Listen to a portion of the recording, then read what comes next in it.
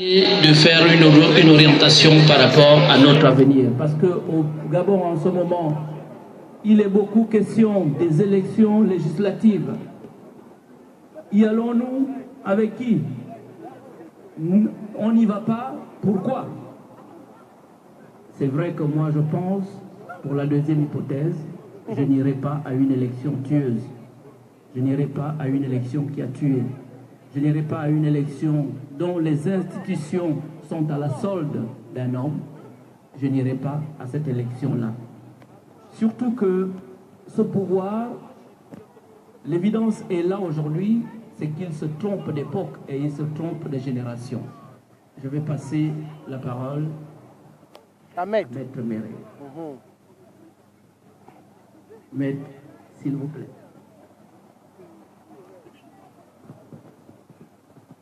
Bien, merci à vous tous et merci de faire votre connaissance.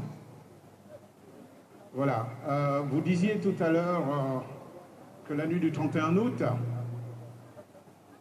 M. Zibi a été par les forces obscures qui avaient agressé le général.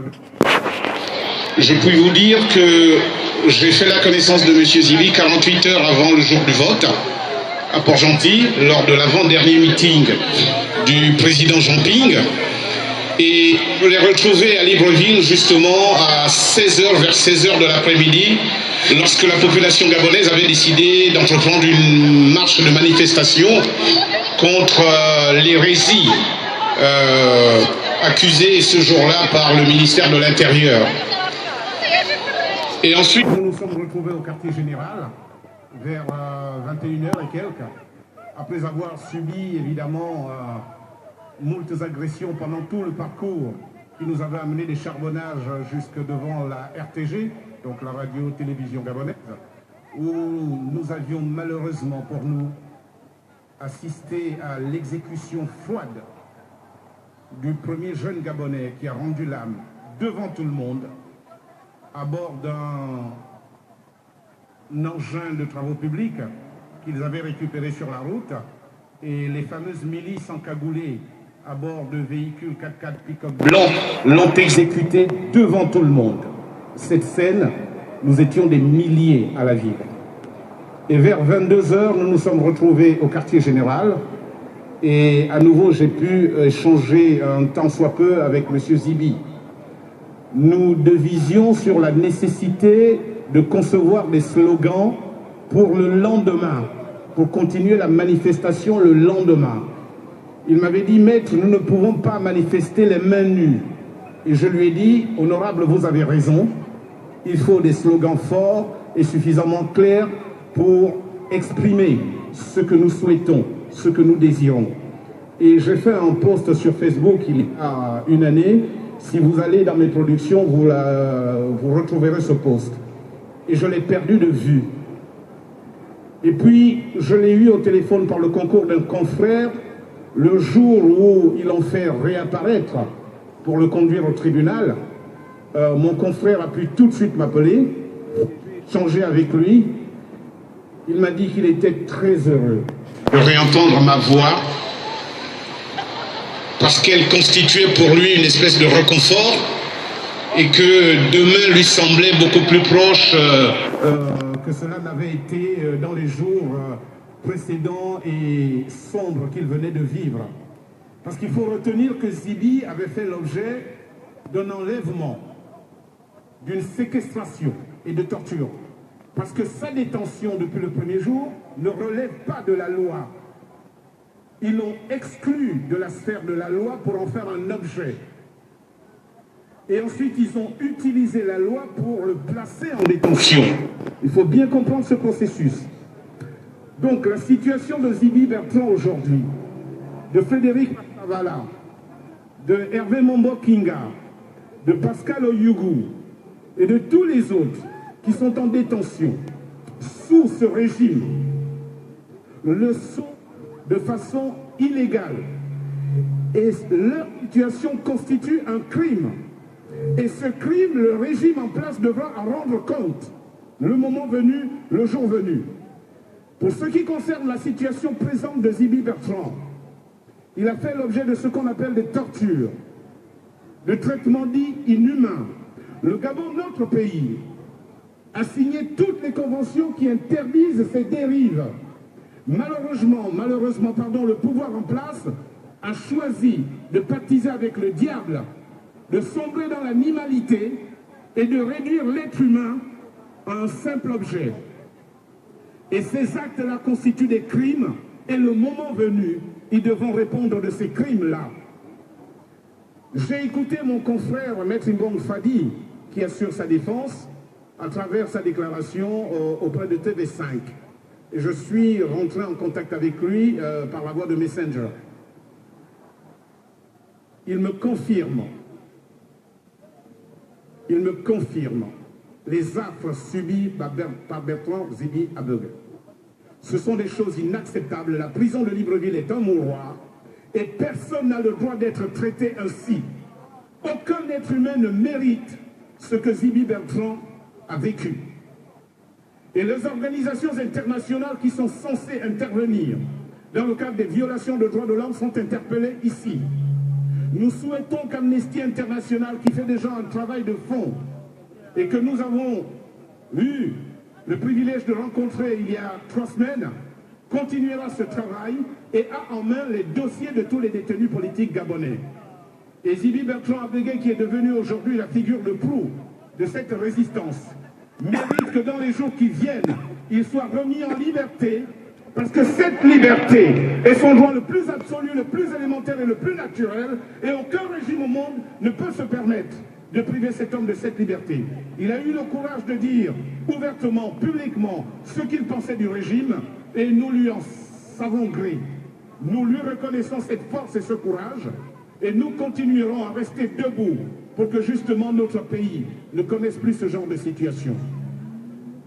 Je profite de l'occasion pour revenir sur le territoire qui nous héberge en ce moment.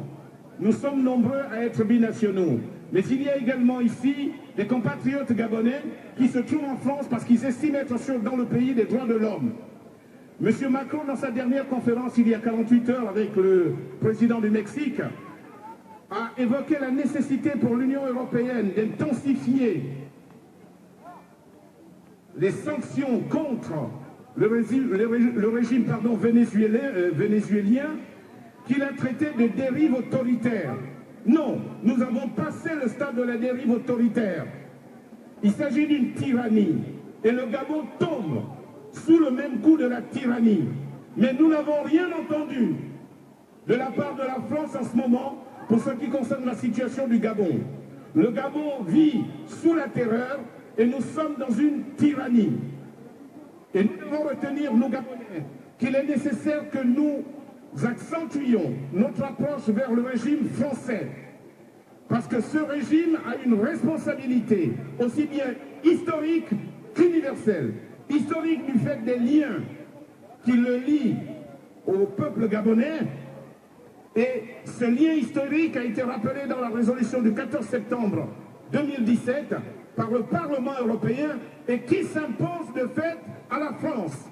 La France a été interpellée ouvertement par le Parlement européen de s'engager dans la résolution de la crise au Gabon et jusqu'à ce jour, rien de visible n'a été fait.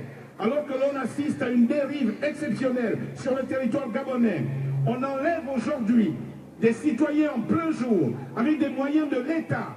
Armel Mouendoum Bina a été enlevé il y a 3 semaines. Personne ne sait où il se trouve. Stampy Obam a été enlevé. Personne ne sait où il se trouve.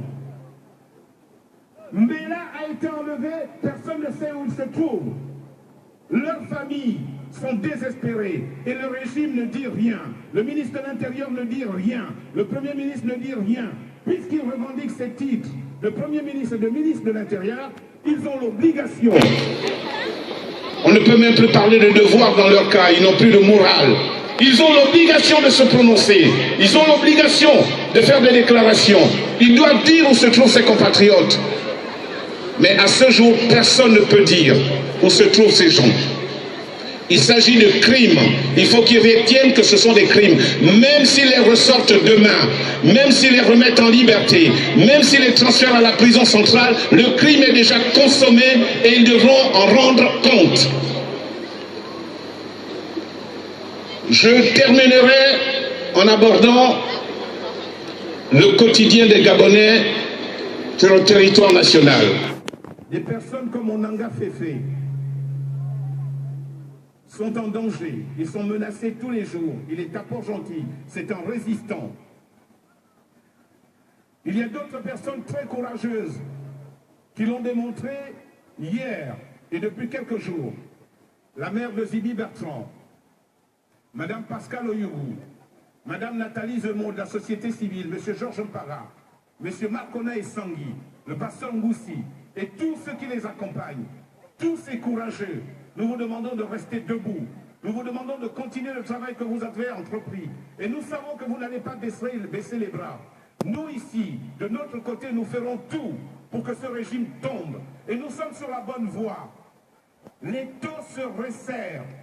Nous venons de vivre en France des manifestations et notamment cette descente qui a été entreprise au niveau du Pozzo di Borgo, ce fameux immeuble, cette fameuse propriété.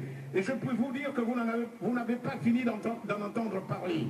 Il y a énormément d'éléments qui ont été découverts et qui vont mettre à nu la responsabilité de ceux qui se sont engagés dans cette destruction. Je voudrais également signaler ici que sous la houlette de M. Jean-Jacques Ingwa et de Régis Essonneau, une lettre a été déposée à l'Élysée mercredi dernier, avant-hier, je crois, il y a 2-3 jours. Nous étions en manifestation sur la place Saint-Augustin et un courrier a été déposé à l'Élysée justement pour dénoncer le silence qui devient coupable. Un silence qui devient coupable si et seulement s'il perdure. Nous avons écrit donc au président Emmanuel Macron et nous attendons par élégance une prise de position ferme de l'Élysée vis-à-vis du régime gabonais. La résolution du 14 septembre 2017 a mené Jean-Luc Mélenchon à interpeller Jean-Yves Le Drian sur la question gabonaise. Ce dernier, par réponse écrite, a déclaré qu'il suivait attentivement la situation au Gabon. Très bien. Monsieur le ministre des Affaires étrangères, on procède à des kidnappings et à des enlèvements au Gabon. La torture est encore appliquée au Gabon. La torture est appliquée au Gabon. Alors qu'elle est dénoncée universellement et qu'elle est condamnée par l'ensemble des textes. Qu'attend la France, justement, qui observe attentivement la situation au Gabon, pour se prononcer? Vous êtes au courant de tout ce qui se passe au Gabon.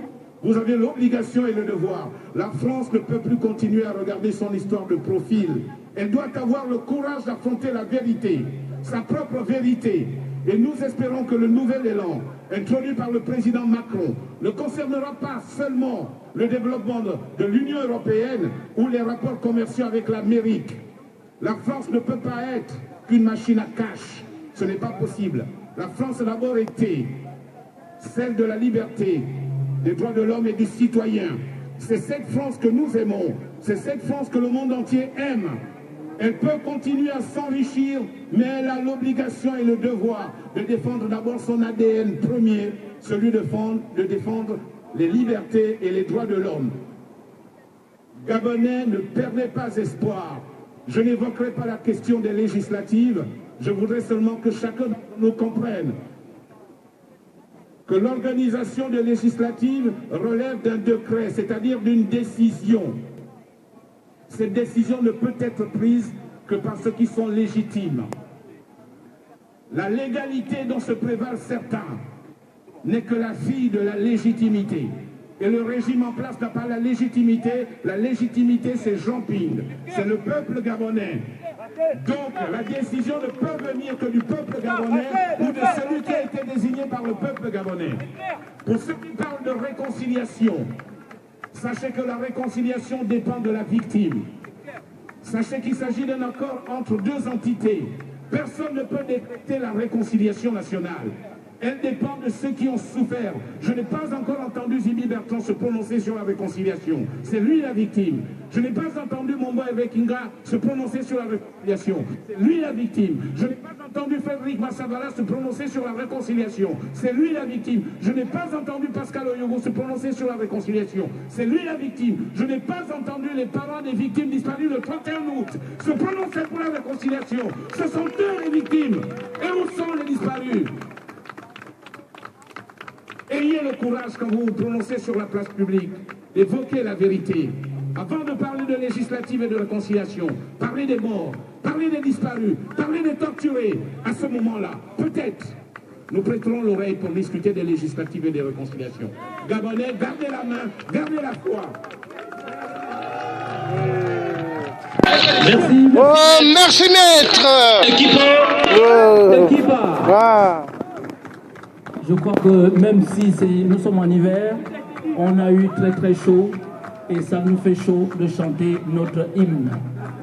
Unis dans la concorde et la fraternité, éveille-toi Gabon, une aurore se lève, encourage l'ardeur, qui vibre nous soulève.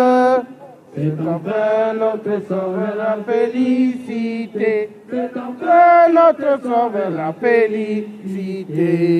Éblouissant et fier, le jour sublimement, pour chassant à jamais l'injustice et la honte. Il monte encore et calme nos alarmes, il prône la vertu et repousse les armes, unis dans la concorde et la fraternité. Éveille-toi Gabon, une aurore se lève, encourage l'ardeur, qui vibre et nous soulève. C'est enfin notre sort vers la félicité. C'est enfin notre sort vers la félicité.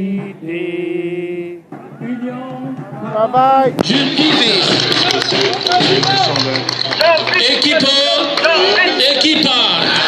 On va devoir continuer, mais avant tout, nous avons